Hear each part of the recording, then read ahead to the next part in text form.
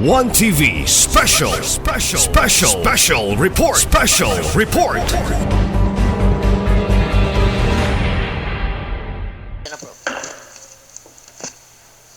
To let us see, unassigned business whereby we have about 8 sessions. But a while ago, we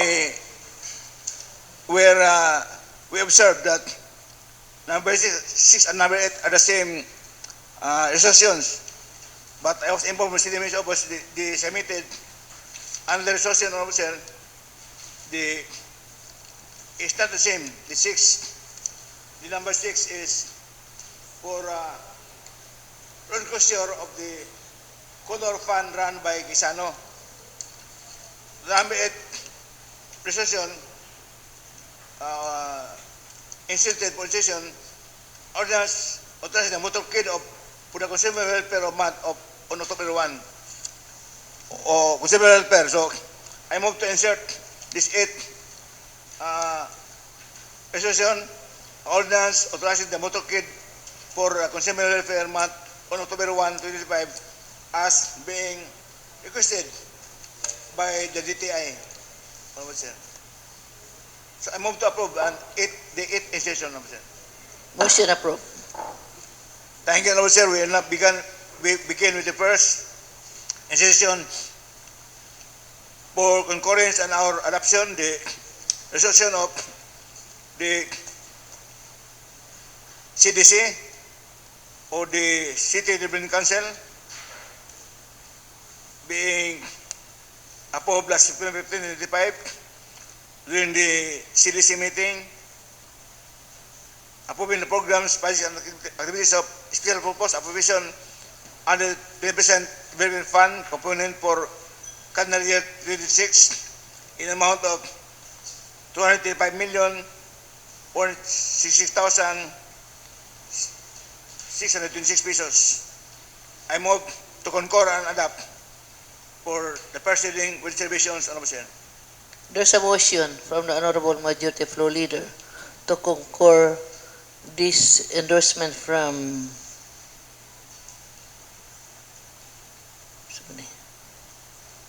CDC. City Development Council. Move for its adoption. Motion approved. Thank you, Sir, due to the ordinary demand public interest to be able to allocate funds for the 20% development fund. I move to approve this concurrence and adoption of this resolution for approval and second and final reading, waiving the internal rules of the Chair.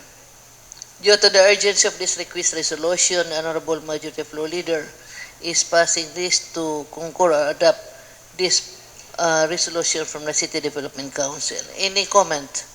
Remarks? Hearing none. Motion approved. Thank you, Honorable Chair. The second request from our City Mayor is for us to approve the annual investment program for calendar year 2026 in amount of 1,477,560 pesos, 1,407,560,250 pesos and 20 centavos, as well as the annual investment program for special account in the amount of 70,770,810 pesos. I move for its approval for the first reading, waiving the for the first reading with reservations, Honorable Chair. Move for first reading with reservation. Motion approved. Honorable Chair, as a caveat only to encourage my colleagues, this is for the budget. Next time, we'll have to approve our budget upon submission by the Mayor. And you are aware that the amount recommended is 1,477,000,000.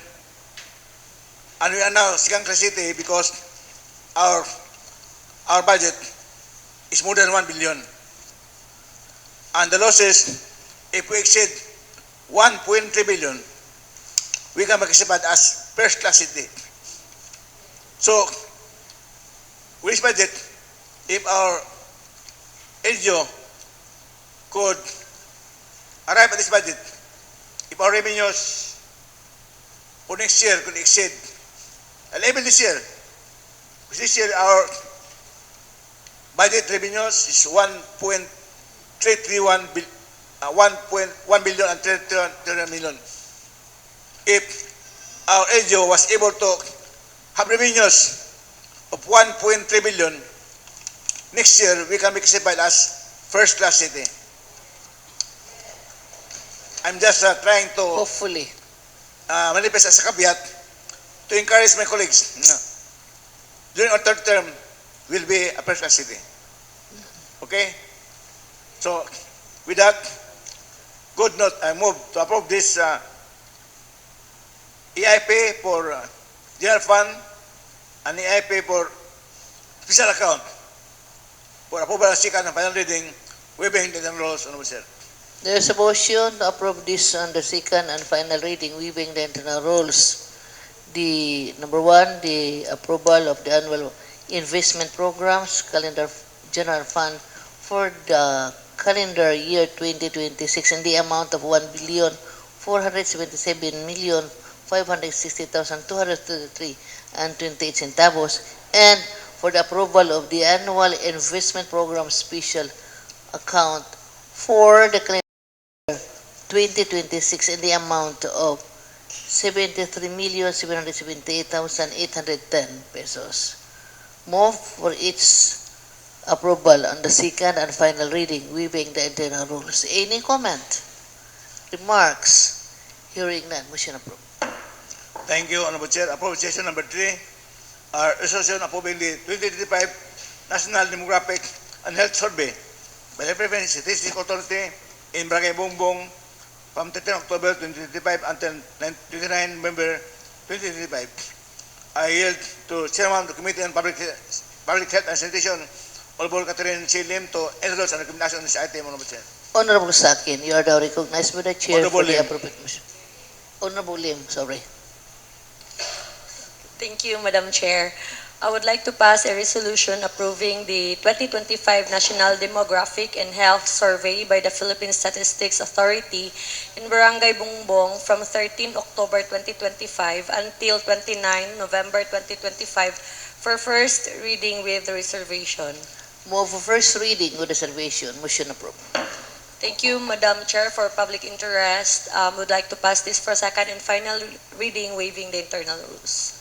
For public interests and the urgency of this request resolution, Honorable Lim is passing this on the second and final reading, waiving the internal rules as being presented. Any comment? Remarks? Hearing none. Motion approved. Thank you, Honorable Chair. Appropriation number 4, our resolution approving the conduct of the annual Hospital Day on 9 October 2025, a National Nurses Week celebration from dito October 25 until 24 October 2025 by Mayor Ramiro Senior Medical Center.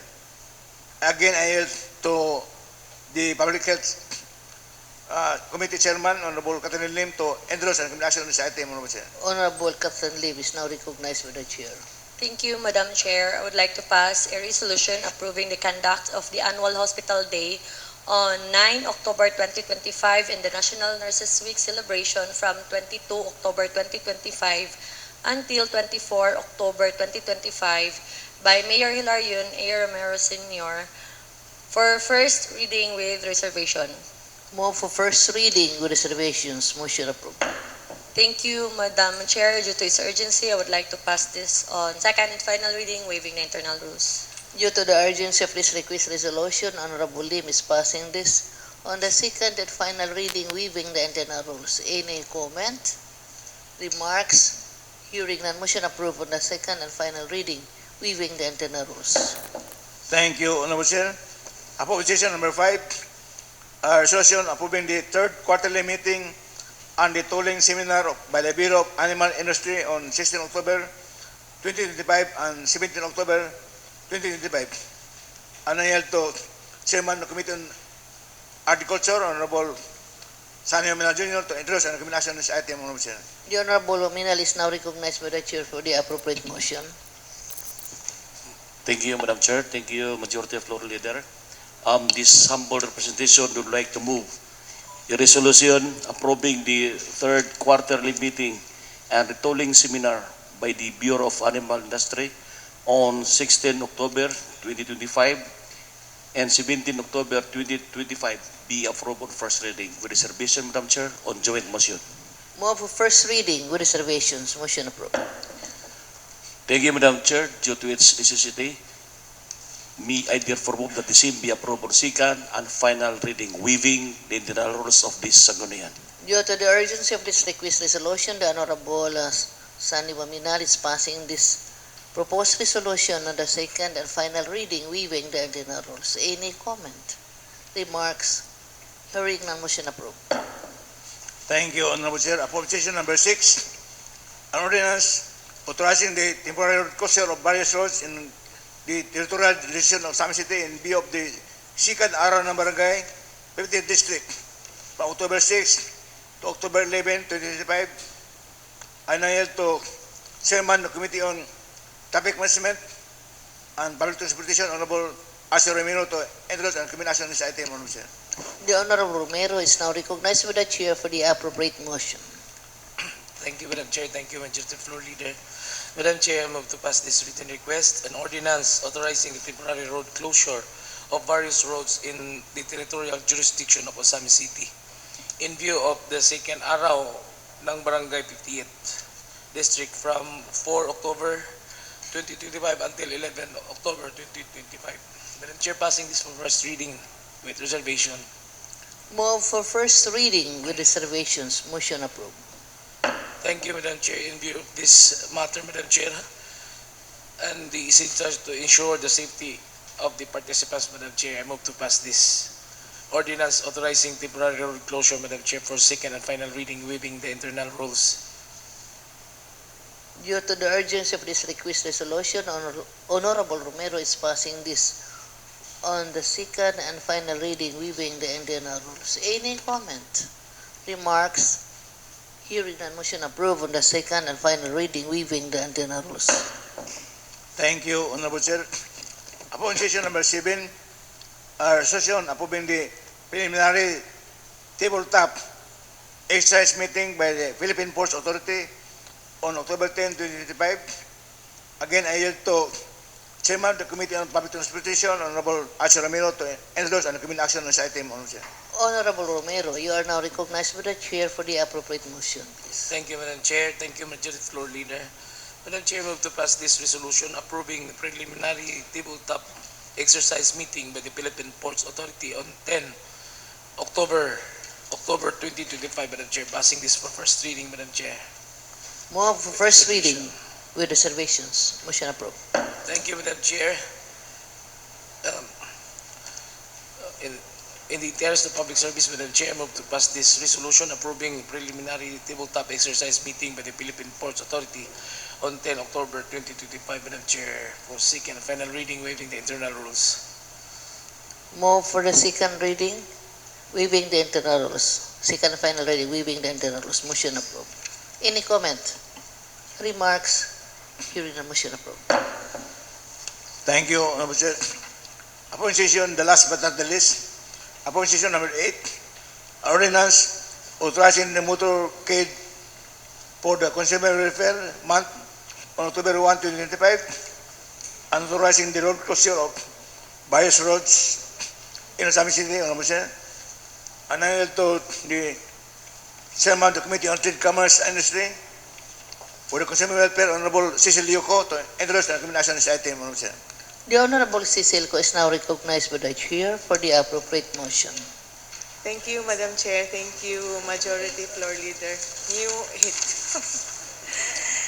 So I move to pass an ordinance authorizing the motorcade for the Consumer Welfare Month on October 1, 2025 on first reading with reservations. Thank you. Move for first reading with reservations. Motion approved. For its Second and final reading, waiving the internal rules, I move to pass this ordinance authorizing the motorcade for the Consumer Welfare Month on October 1, 2025 due to its urgency and interest of the public. Thank you. For public interest, the Honorable who is passing this proposed ordinance authorizing the motorcade for the Consumer Welfare Month on October 1, 2025. Move for its approval on the second and final reading, waiving the internal rules. Motion approved. Thank you, Honorable Sir. There are no pending matters on my table under item number 10, basis for third reading. Hence, at this juncture, may we have the pleasure and privilege to hear on PCL matters from Honorable Catherine C. Lim, Honorable Sir. For PCL matters, the Honorable Suiso is now recognized by the Chair. Catherine Lim. Oh, sorry. Honorable Lim. Thank you, Madam Chair. None for now, Madam Chair. None at the moment. Thank you, Honorable Sir. We also have the pleasure and privilege to hear on SK matters from Honorable John P. Doylongson, Honorable Sir. Honorable John Duhay Longsod, you are now recognized by the Chair for the appropriate motion. Thank you, Majority Floor Leader and Madam Chair. For SK matters, I'd like to inform this august body that during the sports league conducted by the provincial SK Federation of Ozamiz Occidental, the Ozamiz City, I'd like to mention and put into the record ang mga nadaog sa Ozamiz City, Madam Chair. Champion for the table tennis mixed doubles, champion volleyball women, champion chess women, first placer Mobile Legends Sports, second placer table tennis men, second placer badminton girls, third placer table tennis women, third placer volleyball men, first placer saludo dance contest, and of course Ozamiz City won as the overall champion during the sports league of the Ozamiz. Congratulations. And Overall champion, Madam Chair, during the awarding and closing ceremony last September 28 at the Amosac, Oroqueta City, Ozamiz Occidental. And with that, Madam Chair, we would like also to extend our gratitude, of course, to our City Mayor, Honorable Sam Norman G. Fuentes, for his unwavering support during the entire month of the sports league by the province, and of course the Liga ng mga Barangay headed by Cons Carlo Moralion for providing us a transportation para sa mga athletes nga sa sulod sa kabuuan ng mga weekends na dula sa Oroqueta City, Madam Chair. And with that, I'm proud to mention, Madam Chair, that the SK Federation of Ozamiz Occidental, the SK Federation of Ozamiz City is awarded as the most outstanding SK Federation of Ozamiz Occidental, Madam Chair. That was conducted by the National Youth Commission, physically present ang Region 10 and Caraga Region Cluster Head, Ma'am Karen Anyuver, and coordination with the provincial government headed by Governor Henry S. Waminal and our SK Federation President Ozamiz Occidental Board Member Clara May Villanueva, and 2 consecutive years na under this representation na kabot ang outstanding SK Federation. And of course, I'd like also personally to extend my deepest gratitude to my fellow SK officials and barangay officials for, of course, headed by Cons Carlo, for always supporting us, especially the documents nga need nga ipang-pass, the activities nga need ipang-implement sa barangay, sa hinahinay, kanunay nga nakabot ang para sa pagkasenso, dili lang Ozamiz kundi sa kabatanunan. Thank you, Madam Chair. Congratulations, And of course, the Honorable members of the John Secretariat Duhay Council. Longsod, Thank you. for your super performance as SK Federated President. Majority Floor Leader, any comment or remarks or Thank you for the any very good proposed news. resolution of recommendation? Dili na kuno. I love my unta. We are already awarded na, Madam Chair, during the awarding ceremony last September 28 at the Amosac, Oroqueta City, which is present po si Governor Henry S. Waminal, Madam Chair. Thank you. Okay, noted. Any comment from It will the be good that the awards will come from the outside, not from us. With Thank that good news, Honorable Sir, may we have the pleasure now and privilege to hear also on ABC matters from Honorable John Carlo Morellon, Honorable Sir. Honorable Giancarlo Moralion for your ABC matters. Thank you, Madam Chair. For ABC matters, none at this moment. Thank you, Madam Chair. Okay, noted. Thank you, Honorable Sir. May we have the pleasure and privilege to hear on matters concerning the indigenous people from Honorable Negotiation, Honorable Sir. Honorable Suizo, you are now recognized by the chair for some matters concerning your IP. Yes, for IP matters, Madam Chair, October is the IP month, Indigenous Peoples Month, and all IPs are mandated to conduct IP address. Wala po siyang SONA, pero in their respective jurisdiction. I will inform this August body on the scheduled dates of their IP address. Thank you, Madam Chair. Any activities for the IP month? Also, we will be discussing later on the activities for the IP month, Madam Chair. Okay, thank you. Noted by the chair. Thank you, Honorable Sir. Before I proceed to the last item, I yield to my colleagues for any other important announcement or any important matter that they may wish to bring forth before this body, Honorable Sir. Yes. If there is none, we might as well congratulate our colleague, Honorable John Pedro for winning two years consecutive. No? And perhaps your mother could prepare snacks after this session, Honorable Sir. With the silence, Honorable Sir, I move to adjourn the session, Honorable Sir. Session is adjourned.